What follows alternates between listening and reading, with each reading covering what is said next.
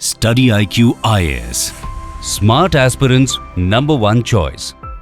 Car हो गई महंगी, लैपटॉप हो गया महंगा, नए स्मार्टफोन्स हो गए महंगे, फ्रिज हो गया महंगा, टीवी हो गया महंगा। ये जो लगातार बढ़ता हुआ इन्फ्लेशन है, खासकर कंज्यूमर ड्यूरेबल मार्केट में, और ये सिर्फ मैं नहीं कह रहा हूँ, आरबीआई की रिपोर्ट हो, इन्फ्लेशन की रिपोर्ट्स हो, भले हमारे कंज्यूमर प्राइस इंडेक्स में मात्र 1% का वेटेज है कंज्यूमर ड्यूरेबल्स का, जैसे फ्रिज, टीवी, एसी का, बट स्टिल इसकी प्राइसेस बढ़ रही हैं। और एक्सपर्ट्स का कहना है कि आने वाले 3 से 4 सालों में ये प्राइसेस लगातार बढ़ी हुई रहेंगी। क्या है इसके पीछे की वजह? इसके पीछे की एक सबसे बड़ी वजह अगर आप समझोगे तो एक बहुत ही छोटा सा कंपोनेंट है जो शायद नैनोमीटर्स में नापा जाता है। 28 नैनोमीटर, 45 नैनोमीटर, 2 नैनोमीटर, 3 नैनोमीटर, ये है चिप्स। और चिप्स की इस समय दुनिया में बहुत ज़्यादा शॉर्टेज चल रही है। इतनी क्यों है शॉर्टेज, क्या है, इसके बारे में जानेंगे। बट लमसम अगर बात करें तो ये शॉर्टेज की वजह है हैवी इन्वेस्टमेंट और heavy demand from the AI companies. तो ज़्यादातर जो रैम है, चिप्स हैं, मेमोरीज हैं, सब कुछ किस साइड जा रही है? एआई के सर्वर्स को बिल्ड करने में। सो वेलकम एवरीवन, मेरा नाम है Rishabh, I am economics optional faculty. अब भारत की इकोनॉमी के ऊपर चिप शॉर्टेज का क्या इम्पैक्ट पड़ने वाला है, और क्यों भारत के ऊपर ज़्यादा पड़ने वाला है या ज़्यादा पड़ रहा है, और कैसे भारत समय रहते अब भी, क्योंकि अभी तक तो नहीं कर पाए, लेकिन अब भी समय रहते अगर हम अपनी चिप मैन्युफैक्चरिंग, चिप असेंबली को बेहतर कर लेते हैं तो ये हमारे लिए ज़्यादा बेहतर ऑप्शन रहेगा। हम भी ग्लोबल वैल्यू चेन का पार्ट हो पाएंगे। चलो स्टार्ट करते हैं इसी बारे में। तो पहले समझ लेते हैं कि मेमोरी चिप क्या है और शॉर्टेज क्यों है। तो बहुत सारा की मेमोरी चिप होती है, क्योंकि हम कंप्यूटर साइंस नहीं पढ़ रहे हैं, बट हम बता देते हैं डी रैम, नैंड फ्लैश और एचबीएम। तो डी रैम क्या है? Dynamic random access memory. तो डी रैम को लगातार पावर सप्लाई की ज़रूरत होती है। एक तरह से समझ लो कैश मेमोरी, जिससे आपका फ़ोन फास्ट चलता है। आप जब ऐप्स के बीच में स्विच करते हो तो ऐप्स बंद नहीं होते, तुरंत स्विच कर सकते हो। जहाँ पे आपने लास्ट टाइम छोड़ा था आप ऐप वहीं से उठा लेते हो। ऐसा क्यों होता है? क्योंकि वो शॉर्ट टर्म मेमोरी में सेव रहता है, उसको लगातार पावर चाहिए। और काफ़ी पहले भी महंगी थी और अब और महंगी हो गई है। तो फ़ोन, लैपटॉप, पीसी, सर्वर, हर जगह इसका यूज़ है, पावर्स का यूज़ किया जाता है। ठीक है। और ख़ासकर एआई कंपनीज़ ने इसका डिमांड लगातार बढ़ाया है। 50%, 100%, 200% इसकी डिमांड बढ़ी है। अब हम नैंड फ्लैश की बात करें, जो स्टोरेज का काम करता है, जैसे एसएसडी, सॉलिड स्टेट ड्राइव हो, पेन ड्राइव हो, आपका फ़ोन हो, 256 जीबी मेमोरी, 512 जीबी मेमोरी, इसकी बात करते हो, उसको बोलते हैं हम नैंड फ्लैश यानी स्टोरेज।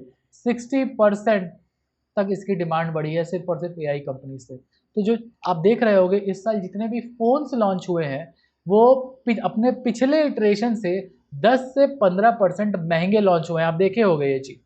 ऐसा इसीलिए हो रहा है कि ना हमारे पास चिप्स है, ना रैम है, ना स्टोरेज है। और एचबीएम की अगर बात करें, हाई बैंडविड्थ मेमोरी की, यानी जीपीयूज़ की, जैसे आप जानते हो एनवीडिया दुनिया की सबसे बड़ी जीपीयू कंपनी है जो ग्राफिक्स कार्ड बनाती है। ग्राफिक्स कार्ड सुने होगे ना, ये वही है ग्राफिक्स कार्ड। अब ग्राफिक्स मेमोरी की बहुत ज़्यादा यूज़ कहाँ पड़ रहा है? एआई कंपनीज़ में। तो वहाँ पर से भी हमें कमी देखने को मिल रही है। तो कोर प्रॉब्लम सिर्फ ये नहीं है कि डिमांड बहुत ज़्यादा है, कोर प्रॉब्लम ये है कि सप्लायर्स बहुत लिमिटेड हैं। सप्लायर्स कौन है? सैमसंग है, ठीक है, एसवाई हाइनिक्स है, माइक्रॉन है और टीएसएमसी है। तो आपका जो अपस्ट्रीम सप्लाई है वो एक ही जगह से आ रहा है। यही 2-3 कंपनी है जो पूरा का पूरा सप्लाई मैनेज करती हैं। और अगर डिमांड बढ़ेगा तो एक लेवल से ऊपर सप्लाईज को नहीं बढ़ाया जा सकता। तो there is a structural cyclical, not cyclical, a structural shortage. और आपके एक्सपर्ट्स का कहना है कि अगले 3 से 5 साल तक ये सप्लाई शॉर्टेज बना रह सकता है। अब सप्लाई शॉर्टेज है तो पार कैसे पा सकते हैं? अपने रिसोर्स एलोकेशन को डाइवर्स करके। इसी के बारे में बात करते हैं। तो ग्लोबल शॉक नंबर्स भी अगर देखें कि एआई की वजह से, देखो, स्मार्टफोन का शिपमेंट अराउंड 15% तक कम हुआ है इस साल। यानी 15% डिमांड कम हुई है because of high cost. PC market around 10 से 12% गिरी है मार्केट। और एवरेज सेलिंग प्राइस जो डिवाइसेस का है वो 10% तक बढ़ा है। ठीक है, 10% तक एवरेज बोल रहे हैं। इसमें फ़ोन है, इसमें फ्रिज है, इसमें कार्स है, इसमें टीवी है, ये सब कुछ में चिप लगता है। बिना चिप के स्मार्टफोन कैसे चलेगा? स्मार्ट टीवीज कैसे चलेंगे? कार्स कैसे चलेंगे? कार का इंफोटेनमेंट सिस्टम कैसे चलेगा? और 40% से ज़्यादा LPDDR4 मेमोरी यानी रैम का जो सप्लाई है वो डिक्लाइन हुआ, यानी जो ओल्ड रैम मेमोरीज थी उसको वो डिक्लाइन हुआ। और सबसे ज़्यादा इम्पैक्ट किस पे पड़ा इसकी वजह से, अब सोचो तुम कि LPDDR4 रैम चीप फोन्स और चीप लैपटॉप्स में यूज़ होता था, यानी जो भारत का बडिंग मिडिल क्लास है, धीरे धीरे जिनकी कमाई बढ़ रही है, वो लोग चीप फोन्स यूज़ करते थे। भारत के गिग वर्कर्स ऐसे फ़ोन यूज़ करते हैं। तो जो बजट फ़ोन्स हैं, बजट लैपटॉप्स हैं, वो सबसे ज़्यादा हिट किए हैं। ठीक है, जो सस्ते फ़ोन आते थे, सस्ते फ़ोन अब सस्ते नहीं रहे हैं। मेमोरी 35% तक बढ़ गई है जो, ठीक है। उसके अलावा देखोगे तो हाइपर स्केलर्स यानी गूगल हो, अमेजॉन हो, सब कोई ने क्या किया है, आने वाले 1 साल 2 साल के लिए एक्स्ट्रा सप्लाईज को लॉक कर दिया, यानी उनको ज़रूरत हो या ना हो उन्होंने ये डील साइन कर ली है ताकि आने वाले समय में, जैसे मान लो TSMC है, उसका 20% सैमसंग खरीदेगा, 20% एप्पल खरीदेगा, 20% अमेजॉन खरीदेगा, 20% गूगल खरीदेगा, और बाकी जो बच गया वो बाकी लोग खरीदेंगे। यानी कि ऐसे भी सप्लाई कम हो रही है और डिमांड क्योंकि बढ़ गई है अमेरिकन AI कंपनीज से, तो बाकी दुनिया के लिए संकट की बात हो गई है। तो it's a supply side shortage. अगर इंडिया की बात करोगे तो लैपटॉप, कंप्यूटर, टैबलेट पिछले 7 महीने से इसका दाम लगातार बढ़ा है। मोबाइल स्मार्टफोन पिछले 6 महीने से लगातार दाम बढ़े हैं। खासकर जो न्यू लॉन्चेस हैं उनका दाम 15 से 25% तक अपने पिछले इटरेशन से ज़्यादा रहा है। अगर हम फ्रिजेस, वॉशिंग मशीन की बात करें, 4 महीने से इसका प्राइस बढ़ रहा है। AC का प्राइस 3 महीने से बढ़ रहा है, क्योंकि अब AC भी तो स्मार्ट हो गए, तो इसमें भी आपको क्या चाहिए, चिप्स। और AC स्मार्ट नहीं भी थे तो भी अगर आप रिमोट से कोई चीज़ कर रहे हो, कुछ ऑपरेट कर रहे हो, तो उसमें चिप्स तो लगती ही है। पेन ड्राइव, हार्ड डिस्क, क्योंकि आपको स्टोरेज का कॉस्ट बढ़ गया है, तो पिछले लगभग 1.5 साल से लगातार स्टोरेज की कॉस्ट बढ़ी है। इसीलिए आप देख रहे होगे कि लैपटॉप की कॉस्ट बढ़ी है, PC का प्राइस बढ़ा है, और लोग अब सजेस्ट कर रहे हैं कि थोड़ा डिमांड कम कर दो। इसकी वजह से हम देख रहे हैं हमारा जो CPI है यानी consumer price index, inflation rate है, वो 5.1% एवरेज होने वाला है। और Q3 फाइनेंशियल 27, Q3 मतलब अक्टूबर, नवंबर, दिसंबर का जो क्वार्टर रहेगा, 5.9% तक हमारा इन्फ्लेशन रेट जा सकता है। यानी एक बहुत ज़्यादा इन्फ्लेशनरी प्रेशर इंडिया की इकोनॉमी पे देखा जा रहा है। तो ना सिर्फ मानसून खराब है यानी प्राइमरी सेक्टर खराब होने वाला है, सिर्फ ये मत समझो कि एल नीनो खराब होने से हमारा प्राइमरी सेक्टर खराब होने वाला है, बल्कि हमारी फर्टिलाइज़र की सप्लाई भी रुकी है, क्यों, स्ट्रेट ऑफ हॉर्मुज के ऊपर जैम लगा हुआ है इसलिए।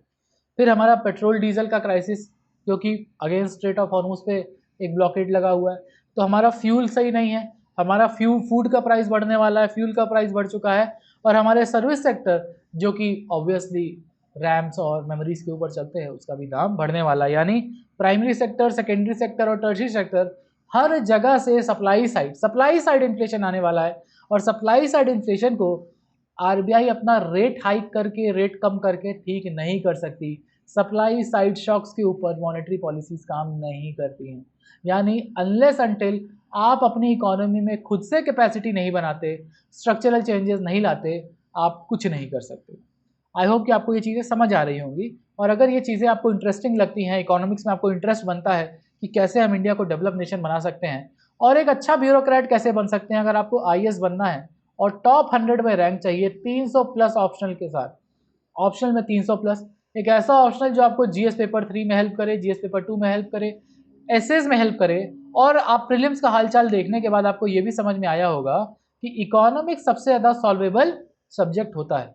तो आपका प्रीलिम से लेके इंटरव्यू तक और उसके बाद भी जो सब्जेक्ट आपका साथ देता है वो है इकोनॉमिक्स। अगर आप लॉजिकल बंदे हैं, लॉजिकल सोचते हैं, रैशनल हैं और रटने में विश्वास नहीं रखते, कॉन्सेप्ट्स में विश्वास रखते हैं, तो इकोनॉमिक्स ऑप्शनल आपके लिए। और इस इकोनॉमिक्स ऑप्शनल के, क्योंकि हमारा बैच चालू होने वाला है और एडमिशन्स ऑन है, 18 तारीख तक आपको 50% ऑफ मिलेगा आरंभ ऑफर पे, अगर आप यूज़ करोगे कोड HS Live।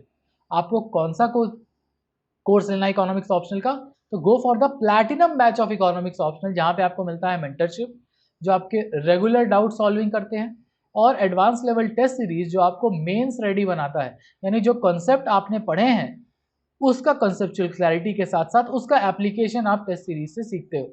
तो platinum batch is the batch you go for economics optional, अगर आपको फाइनल लिस्ट में अपना नाम देखना है तो। और ये राइट टाइम है, क्योंकि 6-7 महीने लगते हैं ऑप्शन खत्म होने में, ऑप्शनल आप खत्म करेंगे फिर आप प्रीलिम्स का तैयारी करेंगे, है ना। तो जितना जल्दी आपका ऑप्शनल खत्म होगा उतना ज़्यादा आप स्कोर कर पाएंगे। और अगर आपको कोई डाउट है अभी भी तो follow me on Telegram, Telegram तो खैर अभी नहीं चल रहा, और इंस्टाग्राम यानी हिप्पोनॉमिक्स अगर आप सर्च करोगे तो यू विल फाइंड मी, और right to me on rishabh.singh@studyIQ.com। ठीक है, अब बढ़ते हैं पढ़ाई लिखाई पे। तो देखो रियल नंबर्स की अगर बात करें तो इंडियंस के ऊपर कितना इम्पैक्ट आने वाला है। देखो हमारा बजट सेगमेंट का जो स्मार्टफोन है 15% तक उसकी कॉस्ट बढ़ी है, लैपटॉप्स का कॉस्ट लगभग 20% तक बढ़ा है, और पीसीज खासकर जो गेमिंग पीसीज हैं जिसमें आप वो लगाते हैं जीपीयूज जिसको हम ग्राफिक कार्ड बोलते हैं, उसका दाम 25 से 30% तक बढ़ा है। वहीं अगर फ्रिज टीवी एसी की बात करें तो लगभग 10% का प्राइस इंक्रीज होने की उम्मीद है। देखो उम्मीद हम इसलिए बोल रहे हैं कि अगर हम सही टाइम पे अपने चिप्स असेंबल करने लगे तो एटलीस्ट फ्रिज एसी टीवी का जो चिप शॉर्टेज है वो उसका इम्पैक्ट हम पे नहीं पड़ेगा। और जहाँ तक स्टोरेज की बात है तो ऑलरेडी पिछले 18 महीने में 30 से लेके 50% तक, अगर हाई एंड स्टोरेज है तो 50% तक दाम बढ़ चुके हैं। वहीं अगर इंडिया की बात करें तो हमारी प्रॉब्लम क्या है, हमारी प्रॉब्लम है इम्पोर्ट डिपेंडेंस और पॉलिसी गैप। हमारा पॉलिसी कंसिस्टेंट नहीं और हम हर चीज़ के लिए फॉरेन कंट्रीज के ऊपर डिपेंडेंट है। चिप्स के लिए ताइवान पर डिपेंडेंट है, स्टोरेज के लिए सैमसंग पर डिपेंडेंट है। ठीक है, तो प्रोग्रेस हमने किया, ऐसा नहीं है नहीं किया है, लेकिन ये प्रोग्रेस ज़्यादातर जो है वो पैकेजिंग की है। हम अभी असेंबलिंग भी नहीं कर रहे हैं, we are not even assembling any chips, we are only packaging the chips. ठीक है, तो पहले हम असेंबलर बनेंगे, फिर हो सकता है 2032 आते आते हो सकता है हम मैन्युफैक्चर कर पाएँ चिप्स को, जब वो टाटा वाला प्लांट बन जाएगा। तो फिलहाल तो माइक्रॉन का जो गुजरात का प्लांट है वहाँ पे पैकेजिंग शुरू हो गई है। ठीक, पैकेजिंग ऑफ चिप्स, पैकेजिंग मतलब उसको प्लास्टिक में नहीं डालना, पैकेजिंग मतलब सारे कंपोनेंट आके उसको पैकेज करके चिप को बनाया जा रहा है। अब हम ISM की बात करें, ठीक है, इंडिया सेमीकंडक्टर मिशन 2.0, यहाँ पे चिप डिज़ाइनिंग को लेके अब दुनिया भर में 20% चिप डिज़ाइनर इंडिया के ही हैं, बट इंडिया के पास चिप डिज़ाइनिंग की कैपेबिलिटी नहीं है। मतलब डिज़ाइन करके बनाओगे कहाँ, अगर हम चिप डिज़ाइन कर लिए तो मैन्युफैक्चर कहाँ करेंगे, तो मैन्युफैक्चर कहाँ होता है सब कुछ ताइवान में। ठीक है, टारगेट ये है कि 2029 तक कम से कम अपने डोमेस्टिक चिप नीड्स का 70% हम इंडिया में कम से कम असेंबल कर पाए। असेंबल की बात हो रही है, मैन्युफैक्चर की नहीं। ठीक है, और वो किसके लिए, ज़्यादातर फ्रिज टीवी एसी और ऑटोमोबाइल्स के लिए। बट वल्नरेबिलिटी भी है, क्यों, क्योंकि हमारे पास कोई भी मेमोरी प्रोडक्शन या डोमेस्टिक वेफर प्रोडक्शन कंपनी नहीं है। हम अभी भी ताइवान, कोरिया, यूएस के ऊपर डिपेंड करते हैं। और माइक्रॉन भी पैकेजिंग कर रहा है, पैकेजिंग में हेल्प कर रहा है, वेफर बना नहीं रहा है, यानी चिप्स को बना नहीं रहा है, बस उसको इंडिया में पैकेज कर रहा है। यानी हम घूम फिर के चिप्स को, बनी बनाई चिप्स को इंपोर्ट ही कर रहे हैं, बस यहाँ पैकेज कर रहे हैं। और इंडियन बायर्स क्या है, क्रिटिसाइज किए जाते हैं वीक लॉन्ग टर्म डिमांड, क्योंकि इंडिया की जो कंपनीज हैं क्योंकि वो लॉन्ग टर्म नहीं देखती, तो वो कभी भी जैसे अमेजॉन है या गूगल है, वो अगले 1 साल 2 साल के लिए ऑलरेडी ऑर्डर दे के बैठे हुए हैं ताकि उनके ऊपर प्राइस राइज का इम्पैक्ट ना हो। इंडियन कंपनी जैसा नहीं सोचती, तो वीक डिमांड है इंडिया के अंदर। और असेंबली का इंसेंटिव तो है लेकिन अपस्ट्रीम सिक्योरिटी नहीं है। अपस्ट्रीम सिक्योरिटी मतलब कि भाई असेंबली करने के लिए भी हमको कंपोनेंट तो चाहिए ना, और कंपोनेंट कहाँ से आएगा, फॉरेन से आएगा, ताइवान से और कोरिया से आएगा। तो वो वाली, क्योंकि हमने लॉन्ग टर्म नहीं सोचा है, लॉन्ग टर्म सप्लाई हमने क्रैक नहीं की है, तो असेंबलिंग के लिए भी जो प्रोडक्ट्स पार्ट्स चाहिए वो आने में प्रॉब्लम है। मैक्रो इम्पैक्ट की बात करें तो इन्फ्लेशन बढ़ने की उम्मीद है, किस साइड से, सप्लाई साइड से। और सप्लाई साइड से जब बढ़ता है इन्फ्लेशन तो उसको हम बोलते हैं कॉस्ट पुश इन्फ्लेशन, और ये बहुत तेज़ी से बढ़ रहा है, और Q3 आते आते 5.9% हो सकता है। कंजम्पशन की अगर बात करें तो कंज्यूमर ड्यूरेबल्स अब भी इंडिया में डिस्क्रिशनरी स्पेंडिंग है, यानी कोई एसेंशियल नहीं है। बट जिस तरह से इंडिया में गर्मी बढ़ रही है उससे एसी का सेल हो, फ्रिज का सेल हो, वो बढ़ा है, यानी लोगों की डिमांड तो बढ़ी है। अगर चीज़ें महंगी होंगी तो जो हमारा लोअर क्लास है, लोअर मिडिल क्लास है, इम्पैक्ट उस पर ज़्यादा पड़ेगा। हमेशा महंगाई का इम्पैक्ट वल्नरेबल सेक्शन पे ज़्यादा पड़ता है हमेशा, क्योंकि उनके पास डिस्क्रिशनरी स्पेंडिंग के लिए पैसे हमेशा कम होते हैं। वो बहुत सोचे होंगे कि अगले साल हम एसी लगाएंगे, पता चला अगले साल एसी लगवाने गए, इस साल से 5,000 रुपया महंगा हो गया एसी, तो उनका सारा बजट हिल जाएगा। वही मैन्युफैक्चरिंग की बात करें तो भले PLI स्कीम में 76 या 78,000 करोड़ के आसपास, 78,000 करोड़ PLI स्कीम में सिर्फ और सिर्फ चिप मैन्युफैक्चरिंग को लेके है, बट स्टिल कोई भी हमारे पास असेंबली प्लांट अब भी नहीं है। यानी चाइना प्लस वन का जो अपॉर्चुनिटी है वो अपॉर्चुनिटी टाइम विंडो धीरे धीरे घटता जा रहा है। हमें अपने इकोसिस्टम और साथ साथ अपने ईज ऑफ डूइंग बिजनेस को स्ट्रॉन्ग करने की ज़रूरत है। इक्विटी की बात करें तो वो रिग्रेसिव है। रिग्रेसिव मतलब जो बजट फ़ोन और लैपटॉप का मार्केट है, फिर से वही बात है, यानी जो वल्नरेबल सेक्शन जिस चीज़ का डिमांड करता है उसके ऊपर सबसे ज़्यादा इम्पैक्ट आया है। क्यों? क्योंकि जो फ़ोन कंपनीज़ हैं वो उनकी कमाई हमेशा फ्लैगशिप या मिड मिड बजट वाली जो मिड रेंजर फ़ोन होते हैं उसमें सबसे ज़्यादा कमाई करती है कंपनी। जो बजट फ़ोन होते हैं वहाँ वो कमाई नहीं कर पाती, तो जहाँ कमाई नहीं कर पाती वहाँ पे सप्लाई क्या करेगी? फ़ोन कंपनीज कम कर देगी। और जैसे ही बजट फ़ोन की सप्लाई कम होगी तो हमारे जो गिग वर्कर्स हैं, जो भाई भारत की इकोनॉमी कहाँ से चल रही है? ये ज़ोमैटो स्विगी इसी की वजह से चल रही है। कोई हाई क्वालिटी इकोनॉमी तो है नहीं इंडिया की, है ना? तो सबसे ज़्यादा इम्पैक्ट उनके ऊपर पड़ेगा, एमएसएमईज़ के ऊपर पड़ेगा। समझे?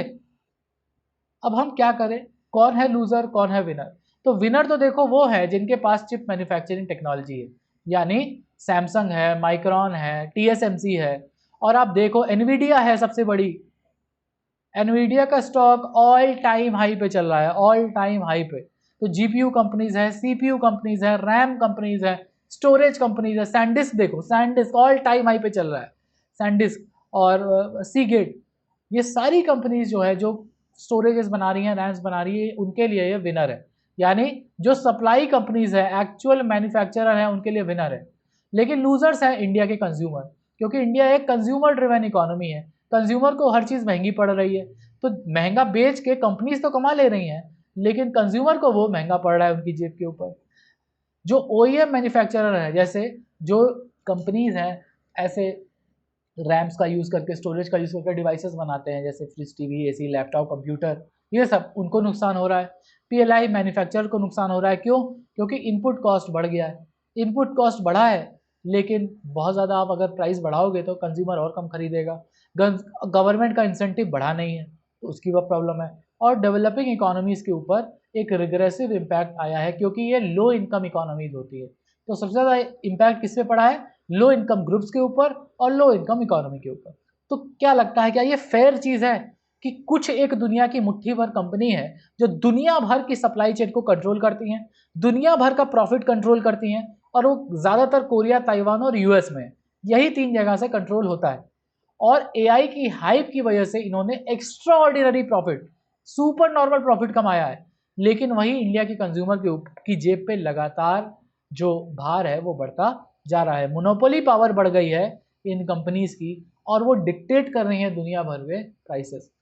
तो क्रिटिकल एनालिसिस यही है। तो ये शॉर्ट टर्म पेन तो इंडिया को है 3 से 5 साल तक, 3 to 5 ईयर तक, जब तक हम अपने यहाँ खुद मैन्युफैक्चर नहीं करने लगते तब तक हम फॉरेन पे डिपेंडेंट है। और फॉरेन में भी वही 3 देश हैं, यूएस, कोरिया और ताइवान। यूएस के साथ रिलेशन तो ऊपर नीचे होता ही रहता है, जिसकी वजह से कंज्यूमर स्लो डाउन होगा।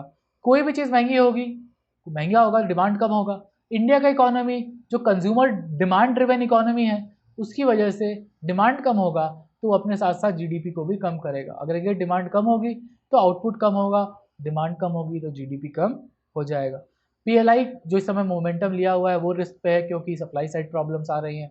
पॉलिसी क्रेडिबिलिटी का टेस्ट है, और आरबीआई मॉनेटरी पॉलिसी के थ्रू आप इसको कंट्रोल नहीं कर सकते, क्योंकि एक सप्लाई साइड प्रॉब्लम है। तो इट्स अ कॉम्प्लिकेशन। आरबीआई के साथ प्रॉब्लम यह है कि इन्फ्लेशन होते हुए भी वो रेट को बहुत ज़्यादा बढ़ा नहीं सकता, नहीं तो ग्रोथ और कम हो जाएगी। ठीक है, अब देखो यूएस ईरान में चक्कर चल रहा है प्रॉब्लम। अगर चाइना ने ताइवान के ऊपर अटैक कर दिया, तब ये जो समस्या है कि भाई ताइवान को चाइना अपना पार्ट मानता है, ताइवान अभी यूएस के संरक्षण में है, इसीलिए चाइना उसके ऊपर हमला नहीं करता या उसको अनेक्स नहीं करता। लेकिन आने वाले फ्यूचर में ये भी हो सकता है।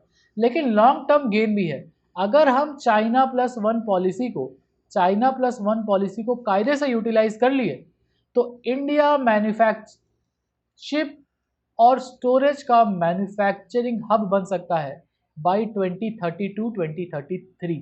असेंबलिंग अगर हम 2029 तक कायदे से शुरू कर लिए तो 2032-33 तक हम मैन्युफैक्चरिंग कर पाएंगे, और दुनिया की जो डिपेंडेंस है कुछ एक कंट्रीज के ऊपर वो हम हटा पाएंगे, ताकि हम we can supply to the world. तो हमारे पास ये अपॉर्चुनिटी कॉस्ट है, बशर्ते हम प्रॉपर रिफॉर्म्स करें, और ईज ऑफ डूइंग बिजनेस पे ध्यान दें, क्रोनी कैपिटलिज्म को कम करें। तो ठीक है, तो अगर इंडिया एग्जीक्यूट करता है तो लॉन्ग टर्म में यानी आने वाले 10 सालों में इंडिया ग्लोबल वैल्यू चेन का पार्ट बनेगा, और ये इंडिया को और इंडिया के लोगों के लिए, इंडिया के एम्प्लॉयमेंट अपॉर्चुनिटीज़ के लिए भी बेहतर रहेगा। तो इस वल्नरेबिलिटी को यानी आपदा को हम अवसर में बदल सकते हैं, बशर्ते हमारी पॉलिसीज, हमारी पॉलिटिक्स सही डायरेक्शन में काम कर रही हो, इकोनॉमी पे काम कर रही हो, दुनिया भर के जो डिस्ट्रैक्शन है उस पर काम ना कर रही हो। ठीक है, तो बेसिकली इंडिया को क्या करना है, गवर्नमेंट को स्टेबल पॉलिसी देनी है, इंडस्ट्री को सप्लायर डाइवर्सिफिकेशन करना है, यानी किसी एक जगह पर डिपेंडेंट नहीं रहना है, अलग अलग जगह से सप्लाई लोगे तो आप कॉस्ट को कंट्रोल कर सकते हो। कंज्यूमर्स को यह है कि थोड़ा भाई डिमांड कम कर लो, डिमांड कम होगी तो अपने आप इन्फ्लेशनरी प्रेशर कम हो जाएगा कि भाई आपने एक साल पहले फ़ोन लिया है तो कोई ज़रूरी थोड़ा है कि हर साल आप फ़ोन बदलो, है ना। और इंडिया की सेकेंड हैंड मार्केट को मजबूत होना पड़ेगा, सर्टिफिकेशन, रिफर्बिश फोन्स हो, रिफर्बिश लैपटॉप्स हो, बेसिकली रीयूज करने को बढ़ावा देना होगा विथ प्रॉपर सर्टिफिकेशन, ताकि नहीं तो इंडिया का सेकेंड हैंड मार्केट में स्कैम्स बहुत होते हैं। स्कैम्स को रोकना है तो प्रॉपर सर्टिफिकेशन अगर होगा तो इंडिया की सेकेंड हैंड इलेक्ट्रॉनिक्स मार्केट भी बहुत तेज़ी से ग्रो कर सकती है, जिससे जो हमारा फॉरेन डिपेंडेंस है वो कम हो जाएगा। Basically we are reusing the old devices. और स्ट्रक्चरल क्या है, स्ट्रक्चरल ये है कि हमें सेमीकंडक्टर मिशन को और तेज़ी से सेमीकंडक्टर 3.0 माइंडसेट से लेके आगे जाना होगा, और जो भारत की इकोनॉमी में स्ट्रक्चरल इंप्रूवमेंट की ज़रूरत है वो करना होगा, यानी मैन्युफैक्चरिंग हब बनाने के ऊपर ध्यान देना होगा। ये हम कर सकते हैं। कंक्लूजन सिर्फ यही है, ये शिप शॉर्टेज इंडिया को शॉर्ट टर्म में बुरा इम्पैक्ट करने वाला है, लेकिन अगर हम इस इम्पैक्ट को झेल के लॉन्ग टर्म विजन रख के चले, तो छोटी सोच लेके ना चले, दूर की सोच लेके चले, तो भारत ग्लोबल वैल्यू चेन का पार्ट बन सकता है, बशर्ते गवर्नमेंट, इंडस्ट्री और कंज्यूमर एक डायरेक्शन में काम कर रहे हो, इस डिस्ट्रैक्शन में नहीं कि वो खराब है, ये सही है, वो गलत है। हमें एक साथ आगे बढ़ना होगा भारत की इकोनॉमी के खातिर, भारत के लोगों के खातिर। आई होप आज का एनालिसिस आपको पसंद आया होगा। लाइक करो, शेयर करो, कोई कमेंट है, कोई डाउट है तो भी कमेंट करो, आपका कोई सजेशन है तो कमेंट करो। और रिमेंबर, अगर आपको इंटरेस्ट आया है आज के टॉपिक्स में तो इकोनॉमिक्स ऑप्शन का बैच आपके लिए ओपन है, और आरंभ यूपीएससी ऑफर में आपको 50% डिस्काउंट मिल रहा है और सेल 18 को खत्म हो जाएगी। तो do go subscribe to economics optional. मिलते हैं क्लास में। Thank you everyone, bye bye. Study IQ IAS, making India smarter and better.